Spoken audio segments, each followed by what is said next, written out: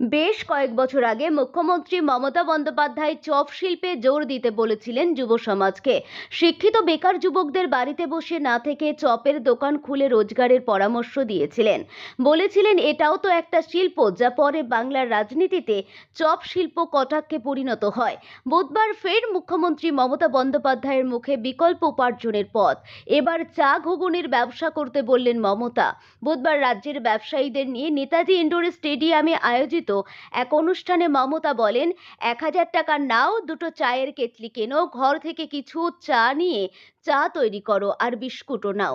বউকে দিয়ে ঘুগনি তৈরি করে আনো, প্ল্যাটফর্মে গিয়ে দাঁড়াও, বাস স্ট্যান্ডে গিয়ে দাঁড়াও, দেখো এই টাকা তোমার কততে দাঁড়ায়। নেতাজি ইন্ডোর স্টেডিয়াম থেকে মমতার এই বার্তাকে কেন্দ্র করে শুরু হয়েছে জোর চর্চা। এই দিনের সম্মেলন থেকে মুখ্যমন্ত্রী বলেন, বাংলা এখন বাণিজ্যের জন্য উপযুক্ত স্থান। পাশাপাশি তিনি বলেন, ক্ষুদ্র মাঝারি শিল্পে অন্যান্য অনেক রাজ্যকে পিছনে ফেলে এগিয়ে রয়েছে পশ্চিমবঙ্গ। পাশাপাশি কলকাতা ও শিলিগুড়িতে ট্রেড এক্সপোর্ট ফেসিলিটি সেন্টার গড়ে তোলার ঘোষণা করলেন মুখ্যমন্ত্রী মমতা বন্দ্যোপাধ্যায়। মঞ্চ থেকে মুখ্যমন্ত্রী জানান, তাঁত, হস্তশিল্প, টেরাকোটা সহ আন্তর্জাতিক বাজারে বিক্রিযোগ্য সমস্ত পণ্য এই এক্সপোর্ট ফেসিলিটি সেন্টারের মাধ্যমে বিদেশে রপ্তানি করার সুযোগ পাবেন ব্যবসায়ীরা। এর ফলে ক্ষুদ্র ও মাঝারি ব্যবসায়ীদের জন্য নতুন বাজারের দরজা খুলবে।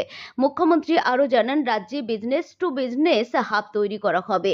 এই হাবে জিআই ট্যাগ প্রাপ্ত সমস্ত পণ্য রাখা হবে। পাশাপাশি ব্যবসায়ীদের জন্য প্যাকেজিং, ব্র্যান্ডিং ও ডিজিটাল মার্কেটিং সংক্রান্ত প্রশিক্ষণের ব্যবস্থা করা হবে। এর মাধ্যমে রাজ্যের পণ্যকে জাতীয় ও আন্তর্জাতিক স্তরে আরও প্রতিযোগিতামূলক করে তোলার লক্ষ্য নিয়েছে সরকার। ব্যবসায়ীদের স্বার্থ রক্ষায় ট্রেডার্স ওয়েলফেয়ার বোর্ড গঠনের ঘোষণাও করেন মুখ্যমন্ত্রী। তিনি জানান, এই বোর্ডে নিয়মিত বৈঠক হবে, যেখানে ব্যবসায়ীরাই নিজেদের সমস্যা তুলে ধরবেন এবং সমাধানের পথ খুঁজবেন।